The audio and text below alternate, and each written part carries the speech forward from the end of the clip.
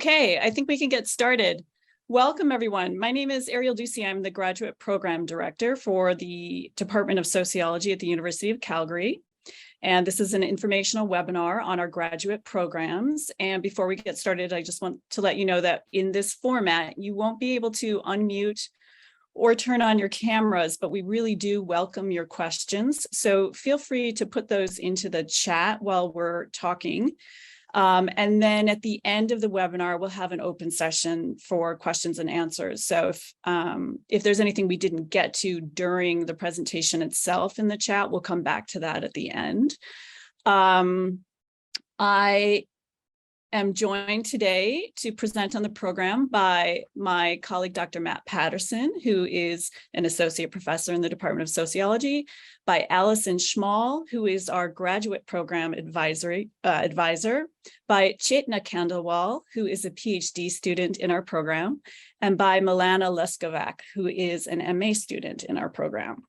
And so we're going to present to you for about, I would say 35 to 40 minutes, and then the rest of the time we're happy to stay online and answer any questions.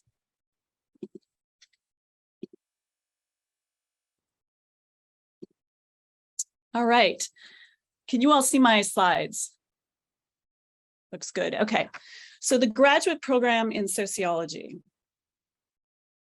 Before I get started, we'd like to acknowledge the traditional territories of the people of Treaty 7 region in southern Alberta, which includes the Blackfoot Confederacy, comprising the Siksika, Piikani, and Kainai First Nations, as well as the Tsuut'ina First Nation and the Stoney Nakoda, including the Chiniki, Bearspaw, and Wesley First Nations. The city of Calgary is also home to Métis Nation of Alberta, Region 3. What we're going to talk about today is in 6 parts. First, I'm going to talk about why pursuing a graduate degree in sociology is something to consider doing. We'll talk a bit about our department and some of the cutting edge research that happens in this department, as well as the university. My colleague, Dr. Patterson, who is an urban sociologist, will present on Calgary as a place to live and work. We'll talk about some of the details of our graduate programs, their structure, admissions process, the funding that's available. And then in the end, we'll turn it over to Chetna and Milana to talk about life as a sociology graduate student. So you can really get a sense of what it feels like on a day-to-day basis and over the course of a year or several years to be in graduate school and to be in graduate school in our program. And then we'll have plenty of time for questions and answers.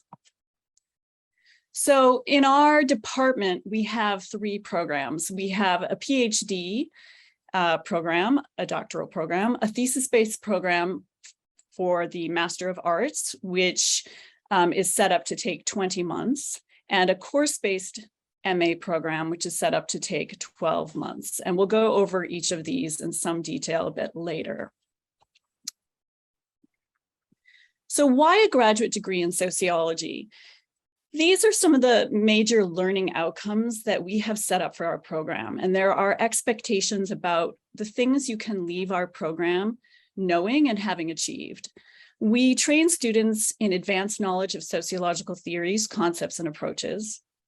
We provide advanced knowledge and training in qualitative and quantitative research methods. We really emphasize developing strong communication skills using written, oral, visual, or digital forms, the understanding of how to undertake ethical research, and skills and knowledge for engaged citizenship. So global awareness, understanding of causes and forms of inequality and inequity, research and thinking skills to make a difference.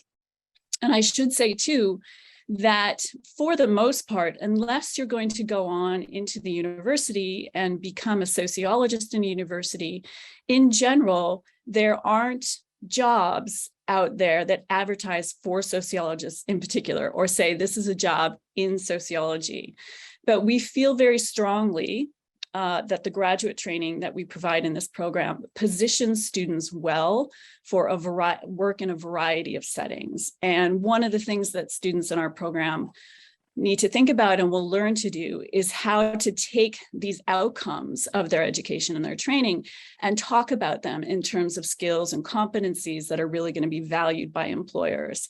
And I'll highlight some of the successes of some of our alumni coming up, but we've really found that graduates of our program are well prepared for work in the nonprofit sector, in government, in certain private sector occupations. And then, of course, many of our graduate students many of our master's students go on to further study at the PhD level. And many of our master's students then can often go on to study in professional areas as well. So sociology, I think, provides a really excellent set of skills and competencies for today's world and the moment. And we will help you learn kind of how to present yourself and how to talk about those competencies. In our department, the courses that you have to take as a graduate student are divided into three main areas. You have to take substantive courses or elective courses on particular areas of sociological knowledge. So recently, we've offered courses in things like Indigenous issues in Canada, gender relations, health and illness, immigration and health, cities, families and law, cyber risk, youth and society. This is a sample of some of the elective courses we have offered in the last couple of years. In addition to those elective courses, students on our graduate program are required to take courses in research methods. And we've offered advanced courses in qualitative research methods, and we require everyone to take a graduate level course in social statistics as the other major kind of research method of their program. And then everyone in our program also has to take sociological theory at the graduate level. So this is the sort of what you would be spending your time in when you do classes in our program. If you're looking around on the website for information about our classes, at the very bottom of the slide, I have a link posted where we have all the course outlines for courses that have been offered in our program in the last, I think it goes as far as 4 or 5 years. If you're trying to figure out which of those courses are the graduate courses, they will all be numbered at the 600 or 700 level. And you can look through the courses and download the course outlines and get a really good sense of the kinds of things that you would be reading, the kinds of writing you would be doing when you take courses at the graduate level in our department. You should know that courses run for 12 weeks in the fall and winter terms. We also have a spring and summer course for students in the course-based master's program, which I'll talk about in a little while. Graduate courses in our program are typically organized as seminars that meet once a week for 2 3/4 hours. And in general, our graduate courses are in person and offered during the day, during weekdays. There may be going forward situations in which we do offer some graduate courses online. But right now, the structure of the program is such that you can expect in our program that you're going to have to take courses during the day and during the weekdays. I just also want to highlight as we start the median incomes of sociology graduates in Canada 5 years after graduation. This is some data that my colleague, Dr. Scott McLean, downloaded and organized from Statistics Canada. And you can see that there is a market income premium for doing advanced work, graduate level work in sociology at both the master's and the doctoral level. So before we move on to a discussion of the U of C and Calgary, I just want to give you a little snapshot of what some of our alumni have accomplished. I'll say a few general things as the next set of slides run, but I'm just going to let them play through and let you all get a sense of what our alumni have accomplished. And if you're not able to read every word on these slides as they go by, remember that this webinar is going to be recorded and posted on YouTube in a few weeks, so you can always come back and look at these and take more time if you'd like.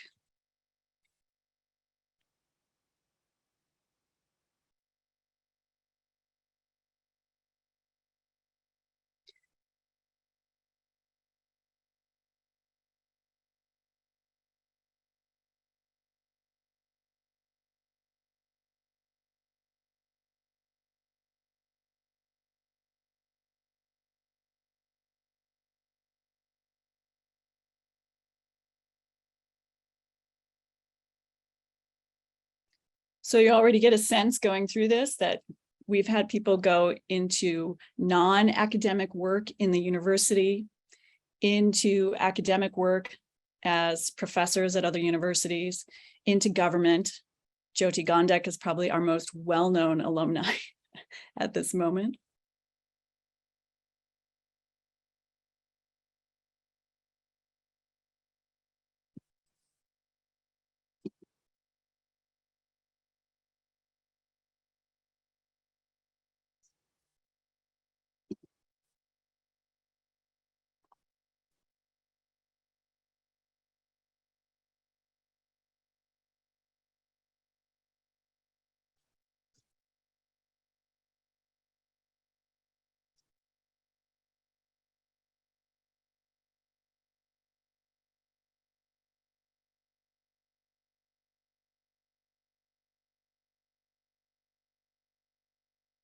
Right, so that's just a small overview, or an overview of just the accomplishments of just a select group of our alumni. There's lots more we could highlight, but I wanted to show you some of the variety of achievements that our alumni have gone on to do. And I think you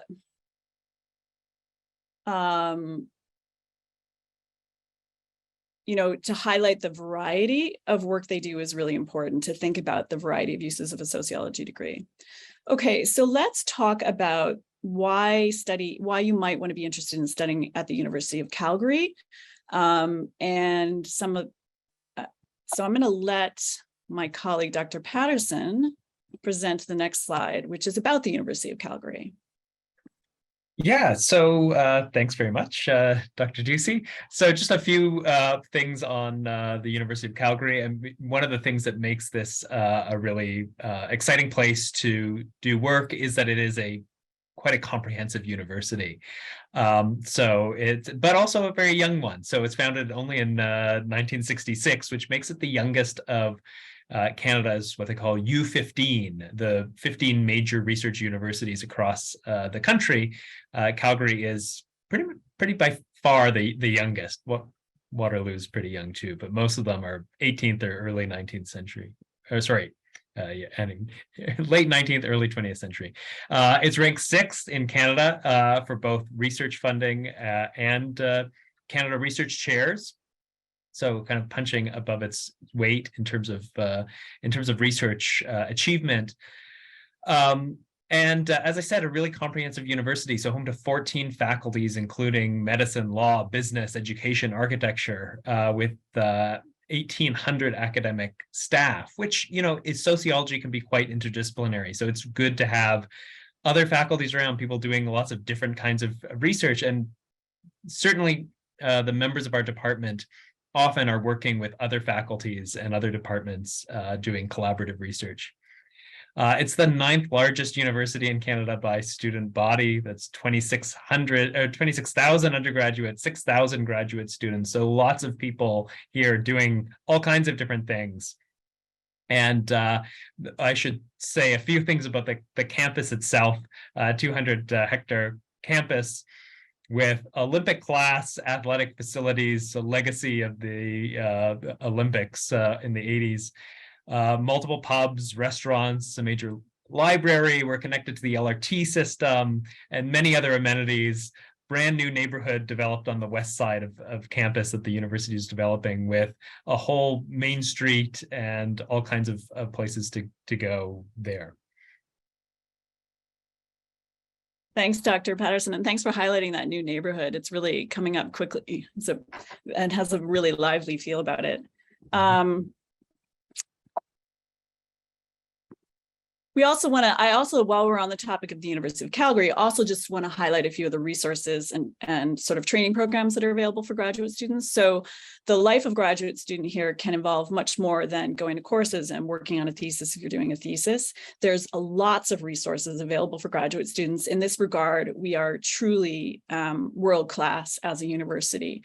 The Faculty of Graduate Studies offers free workshops called My Grad Skills that range from things like learning how to do qualitative data analysis with one of the most commonly used pieces of software for that, in Vivo, workshops on things like healthy thinking and procrastination, workshops on how to build your own social media brand, They also have a My Career Skills portfolio where you can start to learn how to package your skills and competencies as you prepare to go on to the job market and get close to graduation.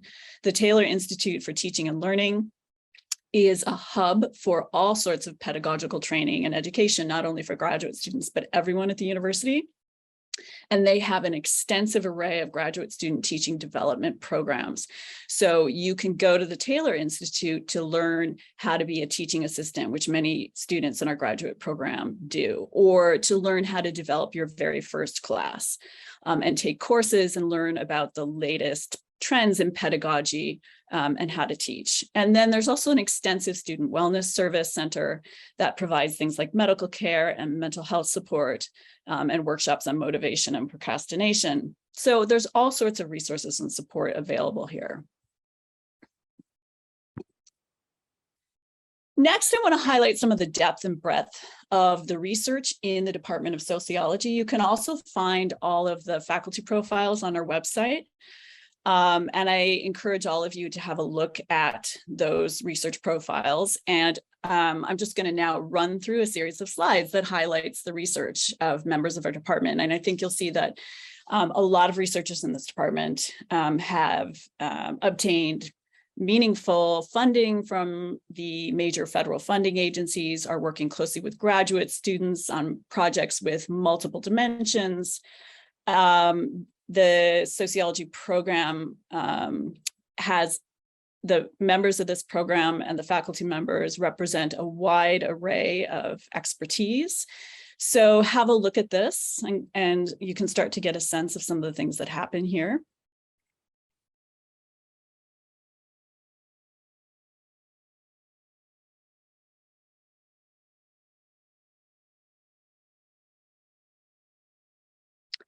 I would say too that our faculty members represent breadth in terms of methodological expertise. So we have people in the department who are using some of the most sophisticated quantitative methods in sociology today, and we have people who are doing incredibly cutting edge creative qualitative methods. So when you're thinking about studying at the graduate level, you want to think both about your topic, kind of the area you want to specialize in. You know, is it something like environmental risk, which you can see here Dr. Curran studies, but you also want to think about kind of the conceptual approach you want to use for that. What kind of theory do you want to use? What would be your the framework you would use to look at that topic? But you don't have to know that right away. It's just something to start thinking about. And what kind of methods you want to use? How do you want to go out and collect data? What do you want to use data that's already existing in the world and do a discourse analysis? Or do you want to interview people and do observations? So there's lots of possibilities for research that can be supported in this program and that you can do as part of a degree in sociology.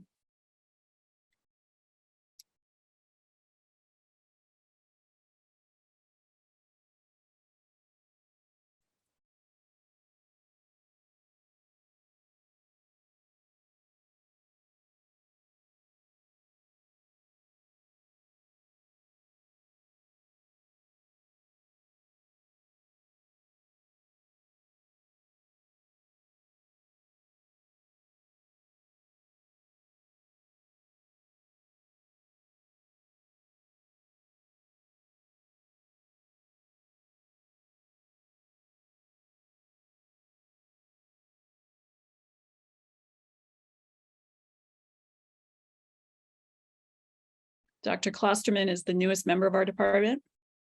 We're fortunate to have her join us this year.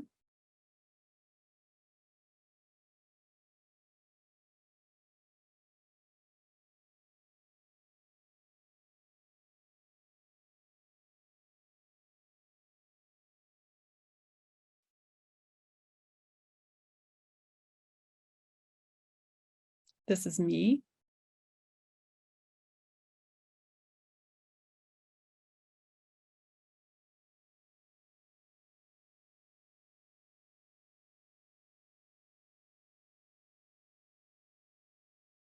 Okay, so now let's talk a little bit about living in Calgary. I suspect that some of you that are participating in the webinar today know quite a bit about Calgary and may already live here. But we also do have a number of students who come to study in our program from other places in Canada and internationally. And this webinar is going to be available for the next year on YouTube. So we like to highlight what it means to live in Calgary, because there are a lot of applicants to our program who will move here and who will live here for the first time. So for this, I'm going to turn it over to Dr. Patterson. Great, thanks very much. Yeah, so as the resident urban sociologist in this department, it falls to me to talk about the city of Calgary itself and what it's like to live here. Now, I was born and raised in the big bad city of Toronto, and so I know as well as pretty much anyone that Calgary has a reputation which precedes it. When people hear Calgary, they probably think pickup trucks, cowboys, suburban sprawl. And yes, Calgary does have those things, as do many major cities in North America, including Toronto. But it is really a large and diverse city, and it contains many, many things, and offers a way of life that's quite unique, and many find quite appealing. In fact, The Economist magazine has ranked it, Calgary, as North America's most livable city several years in a row now, including in 2022, and it was ranked third in the world for most livable city. It has one of North America's largest LRT systems, and perhaps it's North America's most extensive bicycle network. So many ways of getting around. You do not need to own or drive a car, and definitely don't need to drive a pickup truck if you don't want to. And just geographically, it's situated at the confluence of two rivers, the beautiful Bow and Elbow rivers, which you see there in that image, right where the Rocky Mountain foothills meets the quite flat Canadian prairies to the east. Just to provide a little bit of demographic background on the city, as I mentioned, it's a large city, 1.3 million residents, making it the third largest municipality in Canada, the fourth largest metro region. It's a relatively young city as well, with a median age of only 38. And it's quite a diverse city. It's a major destination for many immigrants to Canada. In terms of many measures of diversity, it's third, just after Toronto and Vancouver. And so over a third of Calgarians are people of color. 3% of residents in Calgary are Indigenous peoples. And about a third of Calgarians are also immigrants to Canada.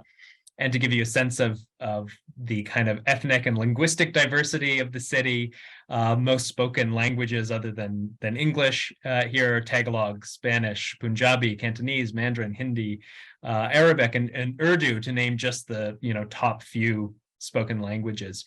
Also, it's a diverse city economically. A lot of people think about the oil industry when they think about Calgary, but its economy has been diversifying quite rapidly, especially following the decline of oil prices in the lead up and during the COVID-19 pandemic. And so actually the largest employment sector is the health and social services, followed by a few others that I listed there. So when people think about Calgary as a tourist destination, they may think about its location next to Banff National Park, but because it's such a large city, there's a lot going on. There are amazing restaurants here and bars, great food scene, many different arts and music festivals that happen at different parts of the year. It has some really interesting walkable neighborhoods that kind of demonstrate the diversity, the cultural diversity of the city. And my work these days has taken me frequently into Chinatown in the inner city of Calgary. And you can see it pictured there, a photograph taken by one of my students. It's also a city that has really invested a lot in major architectural projects and iconic buildings, including our relatively new Central Library, which you see there. Now, of course, Calgary is also appealing, not just because of what's going on in the city, but of course, where it is located.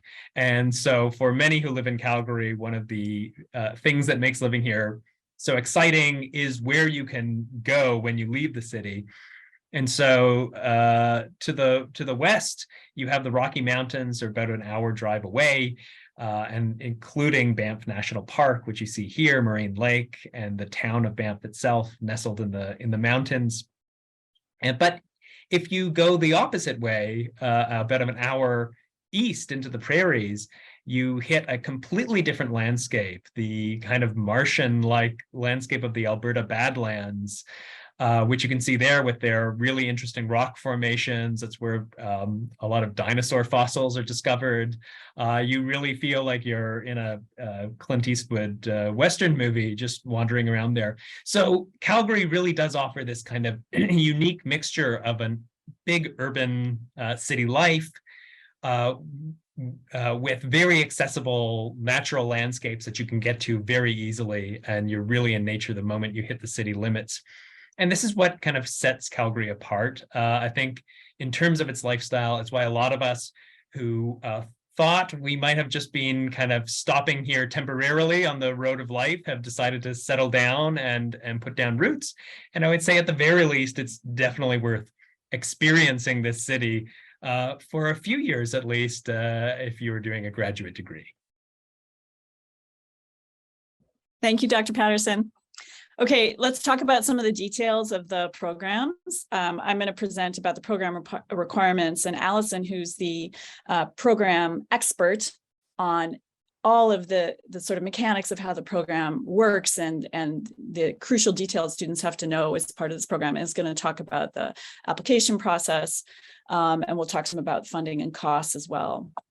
So in terms of the master's programs, so as I mentioned at the beginning, we have two master's programs.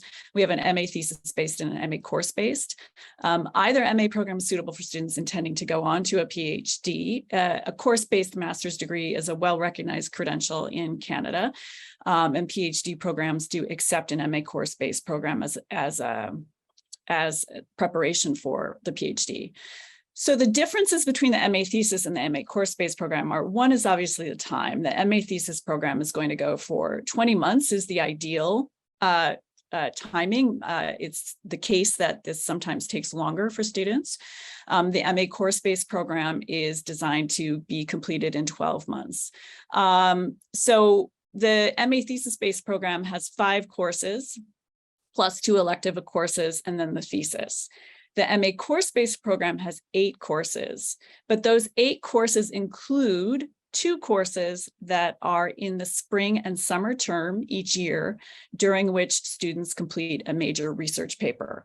So what this looks like in terms of the fall and winter terms when everyone is taking courses is that the thesis students take a total of 5 courses in the 5 fall and winter terms, along with a professionalization seminar. And the MA course-based students take 6 courses in the fall and winter, plus the professionalization seminar. And then the MA course-based students go on in the spring and summer to do a major research paper as part of a course.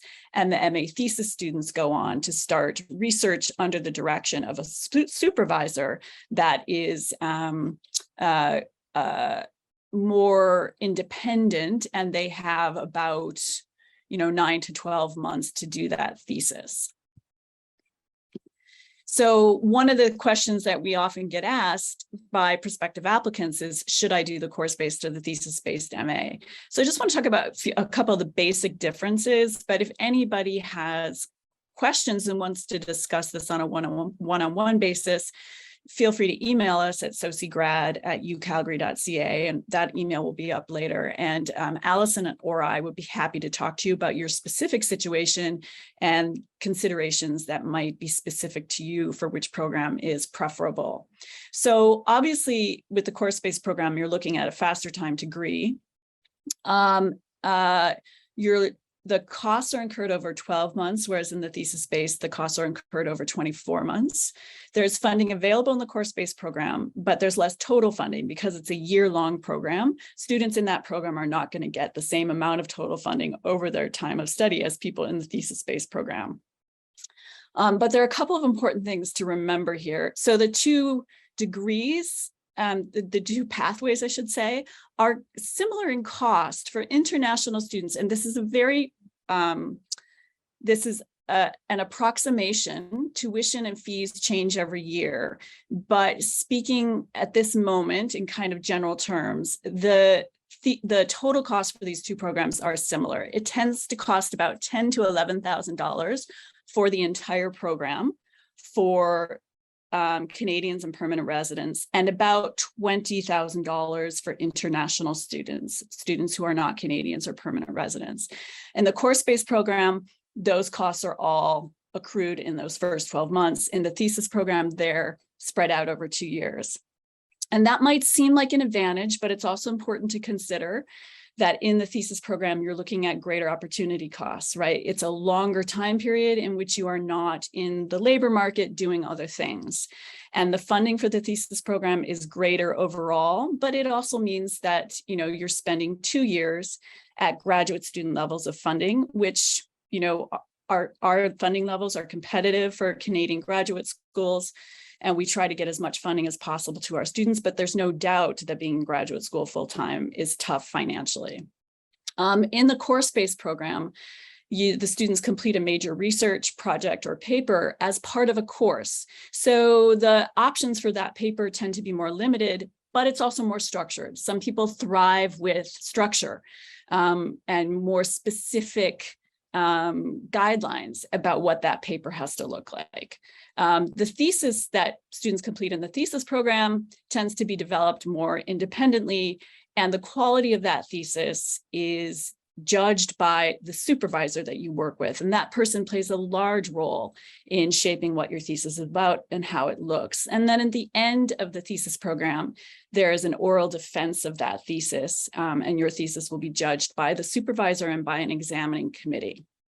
The other thing I would mention for the course-based program is that if you're someone who's thinking about going on to a PhD, you might want to think about applying for that PhD program during the first year that you're in the course-based program. You don't have to, but if you decide to wait to apply to the PhD, you may have a year or more in between the course-based program and the PhD program in which you would not be in graduate school. It's kind of traditional for people in the thesis-based program who want to go on to a PhD to apply for that PhD during their second year of studies. And then that second year is filled by the second year of doing the thesis. But again, you know, there are pros and cons to each program, and that's not necessarily, you know, that's not, you have to think about your specific circumstances and considerations if that's how you want to be spending that year. So for the PhD, the program components are 6 courses plus a 3-unit seminar in professional sociology. You have to take a course in sociological theory, graduate level statistics. You have to take 2 courses in research methods, and then 2 elective courses or substantive courses. The time to completion for the PhD is 4 years. That's the desirable timeline. And after the coursework is completed, students go through a process that's known as candidacy, in which you have to write a dissertation research proposal, which is approved. And then you have to pass a field of study exam in which you show expertise in 3 major areas of literature. And then you write your dissertation, and then you defend the dissertation. So for the PhD program, what that looks like is the first year is doing courses. The second year is working on the thesis proposal and preparing for the field of study exams. The field of study exams are taken towards the end of the second year, and then years 3 or 4 are devoted to everything you need to do to write a dissertation. Ethics approval if relevant, and it is relevant to most of our students, data gathering, thesis writing, revisions, and defense.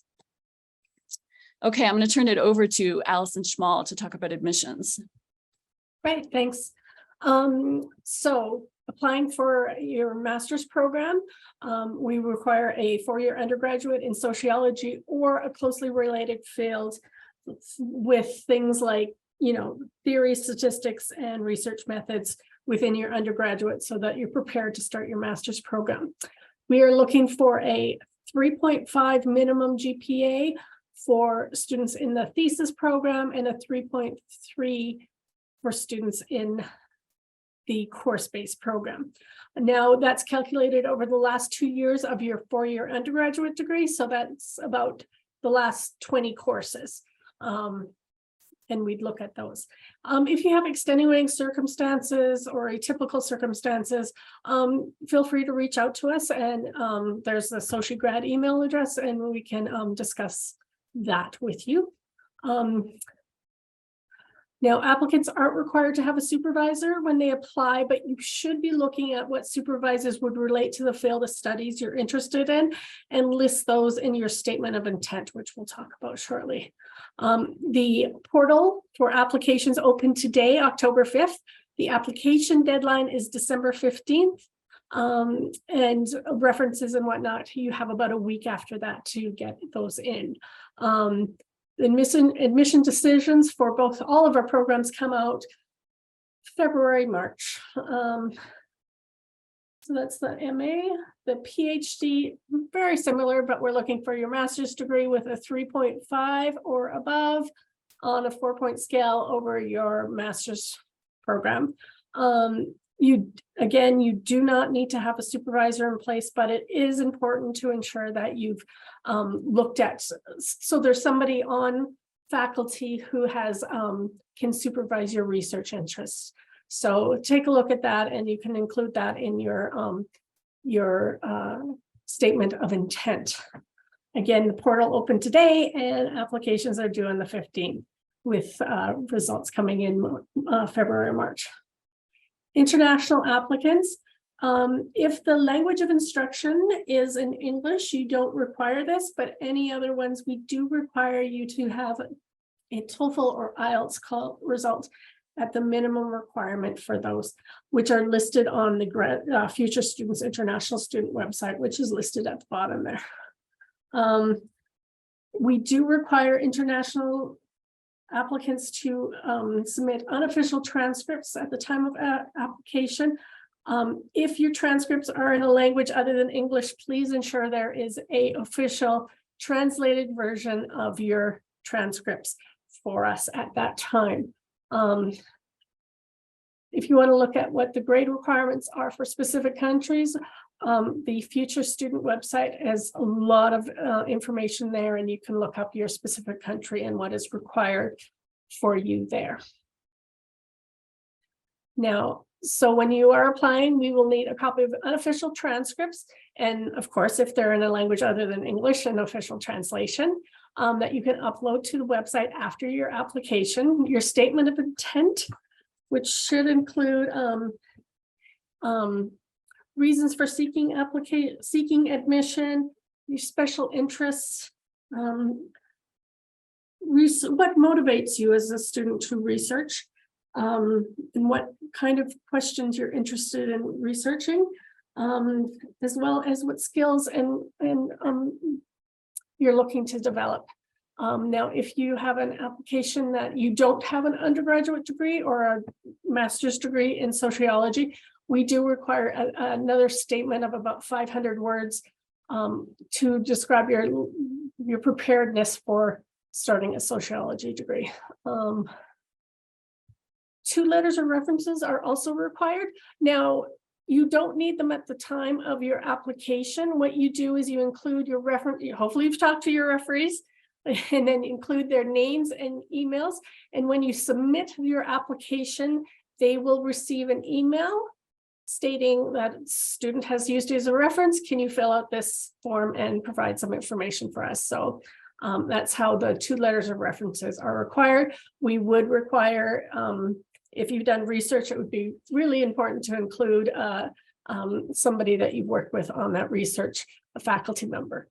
And then after you've submitted that application, you'll also upload a writing sample. It cannot be co-authored.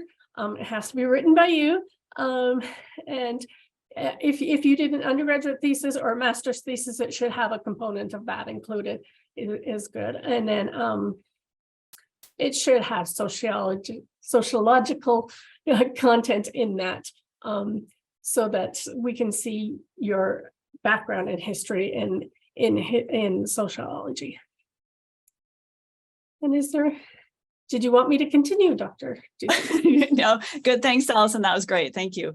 So I'll just say a little bit about funding. So we do fund graduate students in our program. The funding offer is sent along with the offer admission in February or March. Funding is offered on a competitive basis. For typical minimum funding packages for students in the thesis programs are listed there.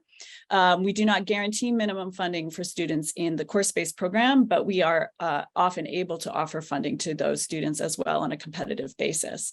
And I think the other important thing to know is that most of our funding comes in the form of teaching assistantships. So teaching assistantships is in a form of employment that basically subsidizes your graduate education. So at the University of Calgary at the moment, one teaching assistant position pays, this is for one semester, pays $8,894 and entails a maximum of 204 hours of work in a semester. And that averages about 12 hours of work per week, but in reality, a lot of TA positions involve grading, and that can happen in larger chunks over the course of the term. And I know Milana and Chetna will mention that. So just know that funding, when it comes from the department of the program, often entails a time commitment and a form of work. But students also must apply for all scholarships for which they are eligible. And when you receive scholarships, this is not only great for your career and your CV, but because it counts towards your funding, it can replace, for instance, TA funding. And it means that you might have more time to focus on your courses or your research and not work as a TA if you win a scholarship. So please pay attention to this. It's confusing at the University of Calgary for some students because the application for admission to the program is different than the application for scholarships. And you can apply for scholarships even though you don't know if you've been admitted to the program yet. So you can apply for admission to our program, and then you can separately apply for scholarships. Canadians and permanent residents should be aware of what are called the CGSD and CGSM competitions. You can Google those for Calgary and the Faculty of Graduate Studies, and they'll come up. And then everyone should be aware of the GAC scholarship competition. And the deadline for that is usually in the second week of January.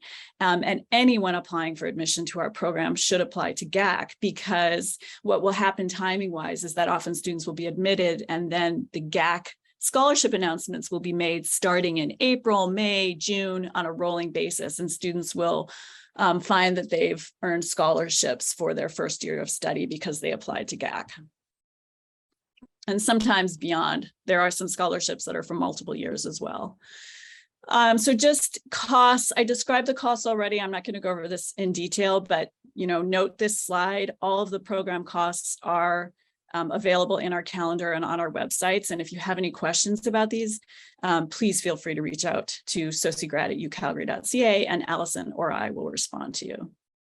Okay, now the best part, really, life as a sociology graduate student. So I'm going to start with our PhD student. Oh, I'm sorry, I'm going to start with our MA student, Milana, and I'll turn it over to you. And Milana, just tell me when you need me to forward the slides. Perfect. Thank you, Dr. Ducey. So hello, everyone. My name is Milana.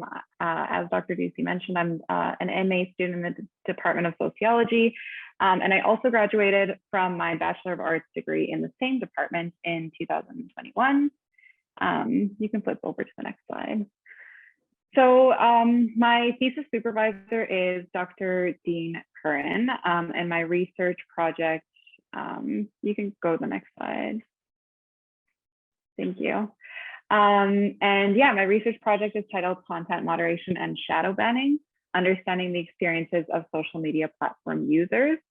So through this research, my aim is to understand who is reporting experiencing shadow banning or non-transparent content moderation on social media, which is when content that a user posts is removed or suppressed on a certain social media platform without that user being notified by the social media company that it's happening and or why it's happening. So I'm also interested in how their perceptions of this phenomenon impact their experiences on those platforms.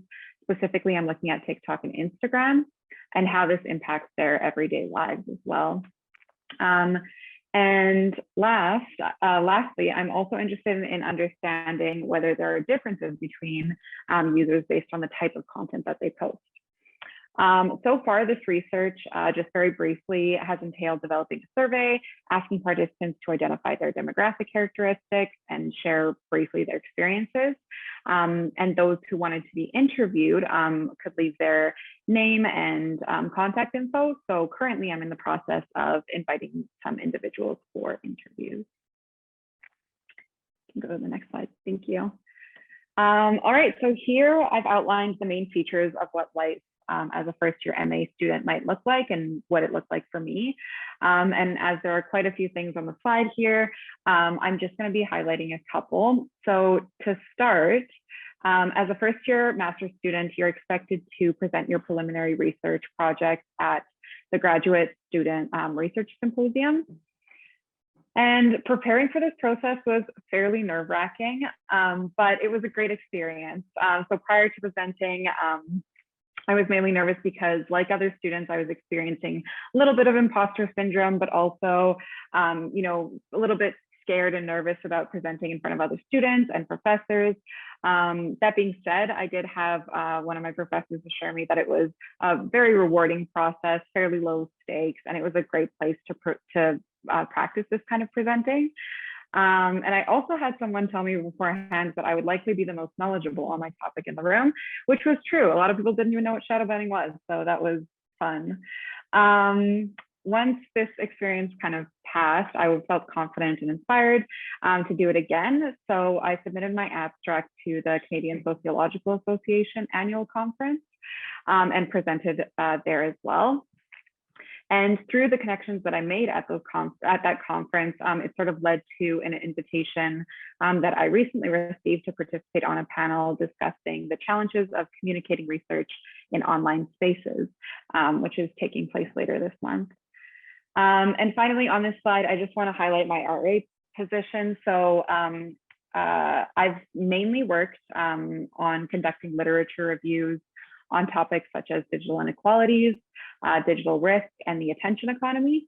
However, research assistant positions can vary based on what professor you're working with, what the project is, what they need help with. So for example, later this month, I'll also be starting another RA position, doing some literature review work on youth and mental health during the pandemic, specifically as it relates to digital communications technologies. But this position also involves doing sort of ongoing news retrieval on this topic. So yeah, it can be a little bit different based on who you're working with. You can go to the next slide. Thank you. So life as a second year MA student, it looks a little bit different for me than the first year, and particularly that it's a lot less structured and more self-driven.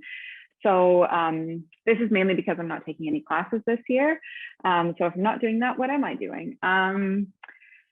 My daily routine sort of this past month has been all over the place, but I've mainly been focused on meetings with my thesis supervisor, continuing my RA work, beginning my TA work, which I'll talk about in a minute, putting together a scholarship application for my proposed PhD research, and then, yeah, deciding what universities I want to apply to for my PhD research, which involves connecting with prospective supervisors from those universities.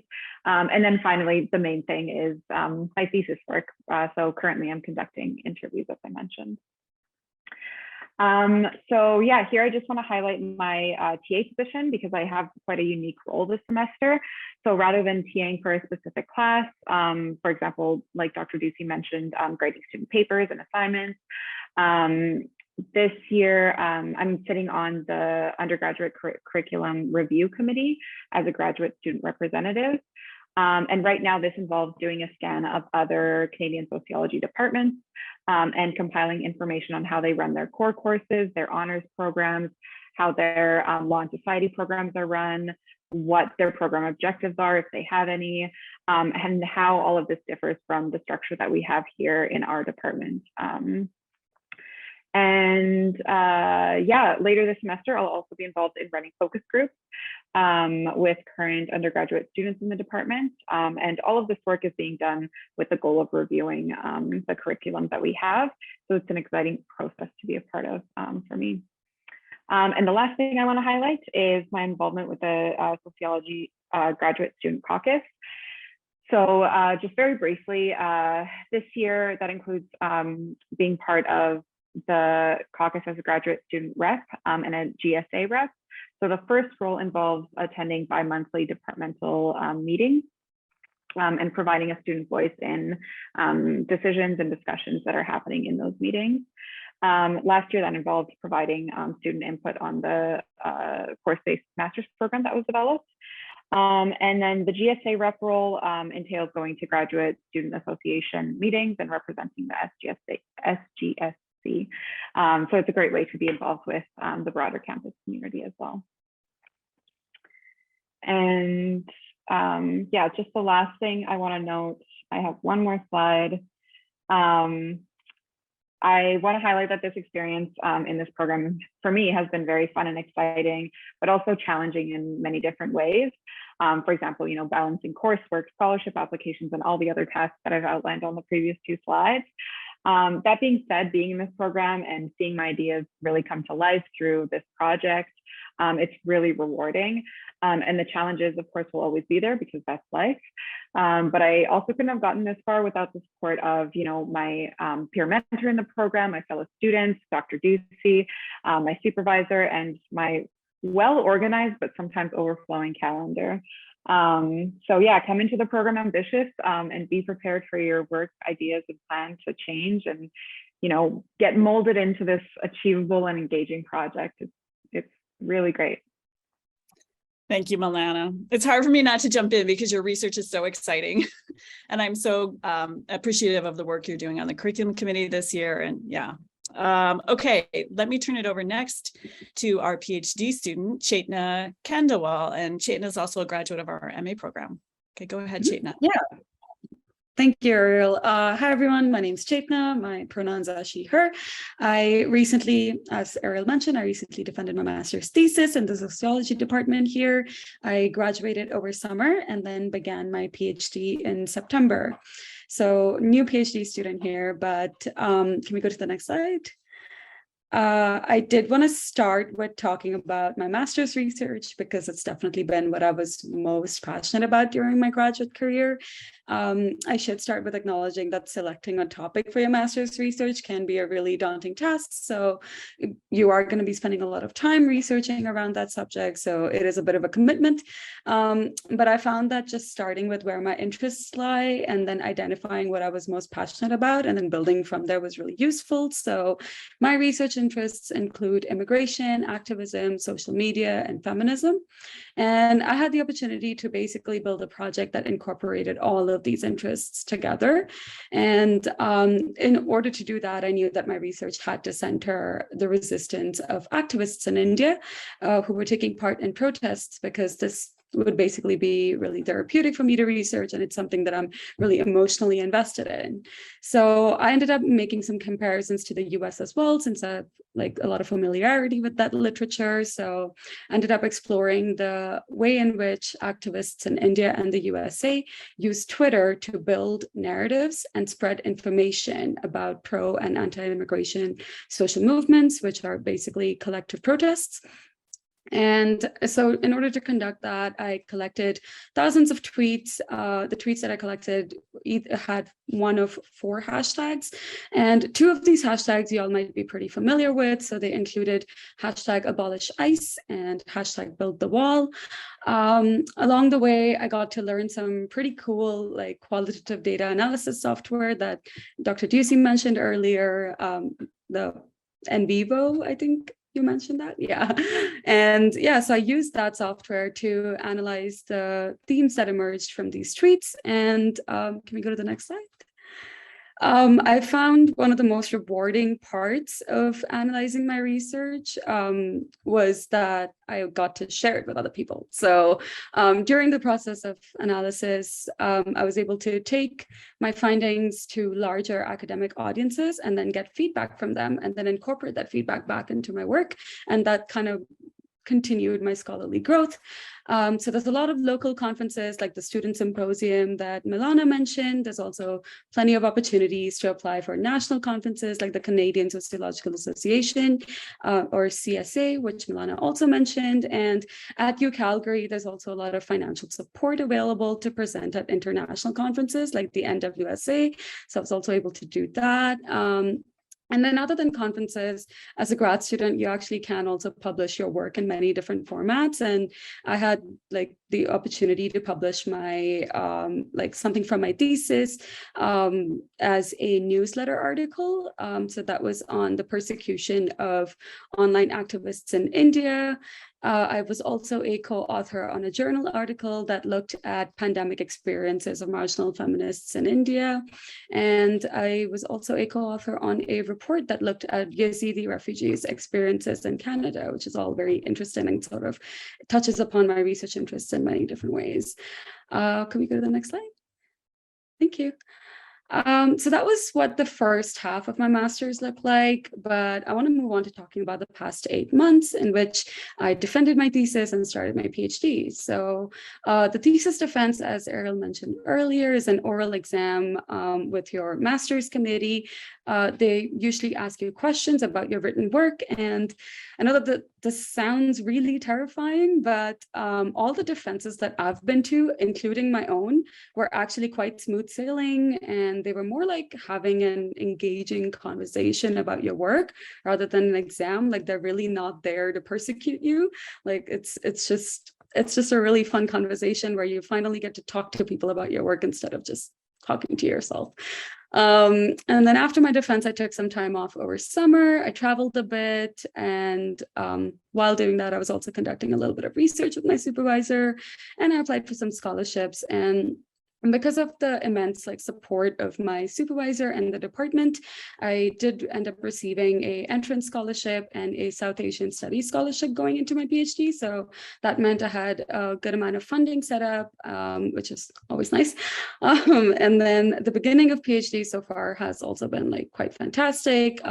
Because I did my master's here, I got to take a few more elective courses during my PhD. So because I had met quite a few of the course requirements. Could we move to the next slide? Thank you.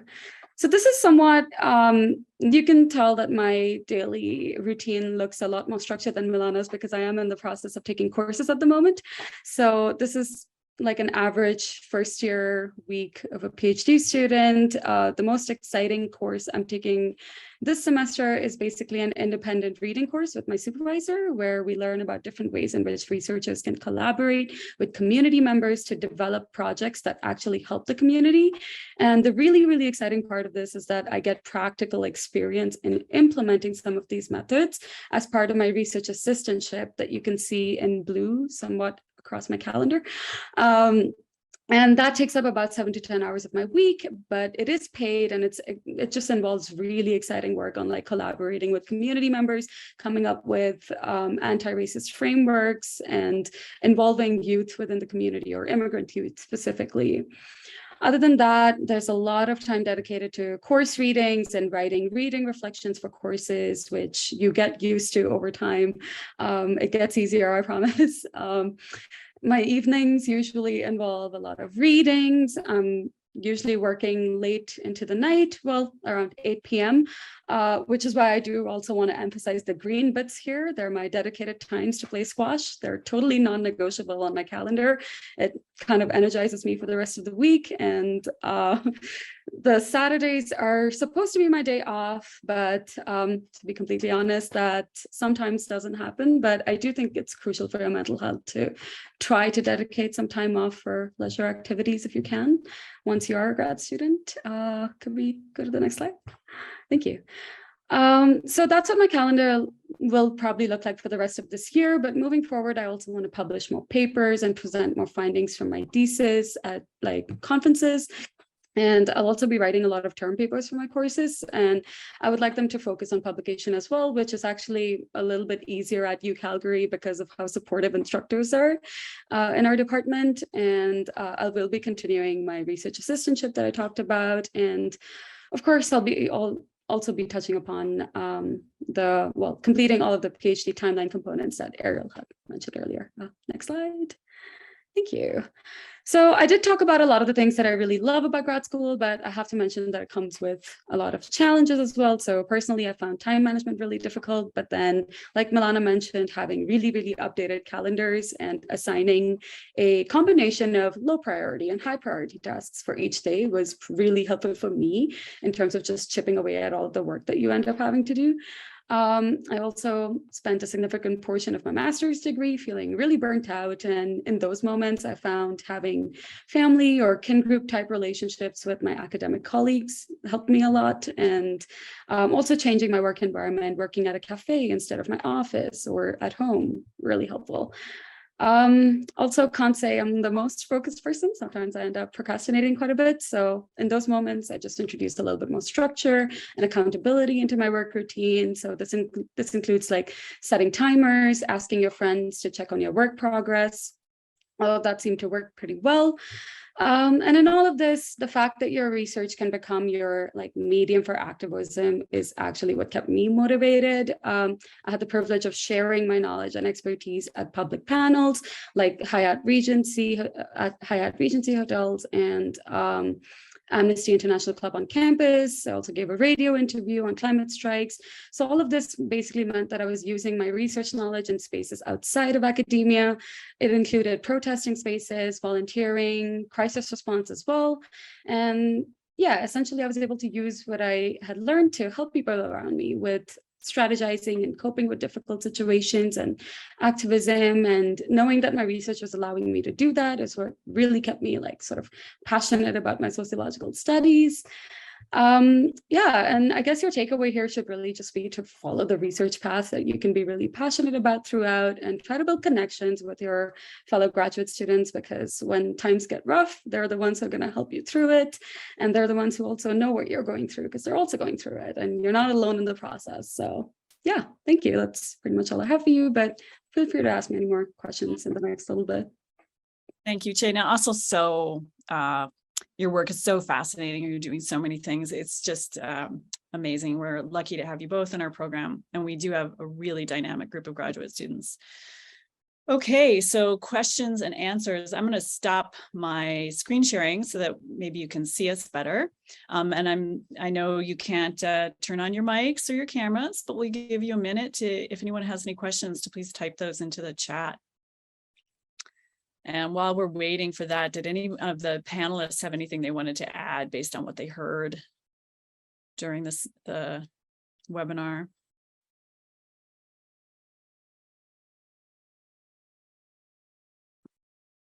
I'll just echo what Dr. Ducey said.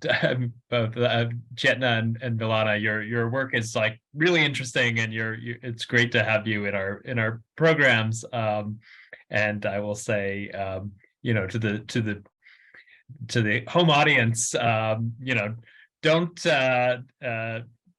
be intimidated. I mean, hopefully you're seeing this work and being inspired, because you know, this is the kind of great stuff that's happening in the department. That's such a good point, Matt. I guess maybe it could come off as being like intimidating potentially, but I don't know. The fun of grad school is, I think, to have that bar raised, right? And to have a more kind of independence and freedom to pursue your interests and to do the scholarly and activist work at a higher level. Yeah, and having small cohorts with other people who are really passionate. So if you are sitting in a big undergrad classroom with hundreds of other students, and you feel like, oh, I really love this stuff, but everyone I talk to is just always complaining about homework or readings, but I would really like to just like talk to someone, maybe not the professor, maybe just another student, about, you know, what they thought about the readings. You know, grad school is that kind of environment.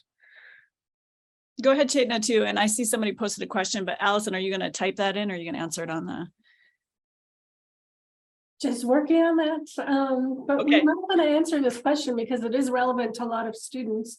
If you're finishing your undergraduate in next spring, can you apply for the starting a graduate program in the fall? And that is definitely a yes. You would be admitted conditionally that you finish that degree, but yes, you can definitely apply and be considered for admission for fall 2023.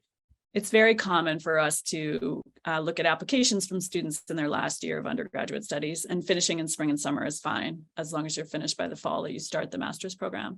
By the way, I'll also mention too that Matt said our classes are small. So for those of you who don't know what to expect, graduate seminars in our program range from about 5 students to 15 students typically. Okay, so there's a question for Chetna and Milana. For the current students, do you even suffer from imposter syndrome? Ever suffer from imposter? Do you think it's ever? I think even. They added a correction. You ever? Yeah. Yes, I can definitely say that happens quite often. And I mean, the more you, like, I hear it from people that are like way higher in this area of work than I am that still experience that. So I think it's all part of it. And I think, like, for me, I've just learned to accept that part of it, because like inevitably I'll get to a point where I'm like, do I know what I'm doing? But yeah, I mean, there's so much growth that comes out of that question, and it just pushes you to keep doing the work that you're doing. So yes, definitely, but I wouldn't be scared of it, which is maybe easier said than done, but yeah, that's just my view. Yeah, totally echo that. Pretty much every moment of my master's, really, and even now, like it gets better though, because exactly what Milana said, there's a lot of growth that comes with it, and you see yourself becoming like a little bit better as you read more, as you write more. But also, there's so much support in the department. Like every time you're struggling, you can actually reach out to so many different people. If it's your supervisor, your colleagues, even your like graduate program director, Dr. Ducey is absolutely fantastic at alleviating any sort of concerns that you might have with your like time management or just program requirements in general. I also found there's a lot of flexibility in deadlines. One thing that they don't tell you about grad school, like, I don't know if I should be saying this here, but like you can somewhat request like a little bit of flexibility from your course instructors, and they're usually very understanding about it, as long as you're respectful and like yeah, as long as you're trying your hardest, I guess. But yeah, there's not as much pressure as it sounds like, I guess. But once you're in it, you kind of get through it, and then yeah, it gets easier. So I'll say.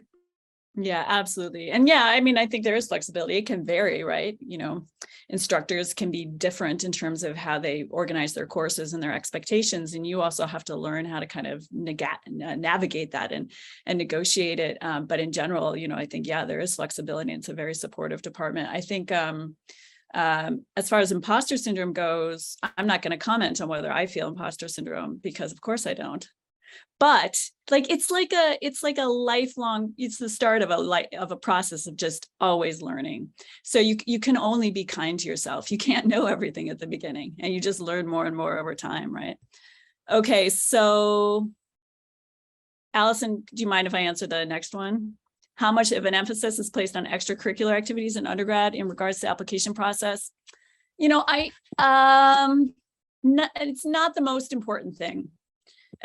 You know, somebody we do look at it, but we don't give it a lot of weight in the admissions process. I think it depends on what you mean by extracurricular too. I mean, sometimes extracurricular activities can be a signal that somebody's very driven, can meet deadlines, you know, is really likely to be successful with the demands of graduate school, which can be a lot to juggle. Sometimes it's a signal that somebody's really, you know, planning to be a future activist and leader, and they have those skills, and we do value that. But you're not necessarily disadvantaged if you feel like your extracurricular track record isn't as strong. I do think for some scholarships that you might apply for, extracurriculars would matter quite a bit, but it's different for admissions to our program. And we're looking to admit a variety of students. We like to have a rich, diverse student group that doesn't necessarily all come from the same fabric, the same cut, right? What was the other question? It disappeared. Oh, did you answer? I did answer it online. It was asking about how to find references for your application, approaching professors and whatnot. And I said it's, you know, if you're not in personal contact with those professors, it's good to have the conversation and let them get to know you and to discuss your research interests and your academics beyond the grades.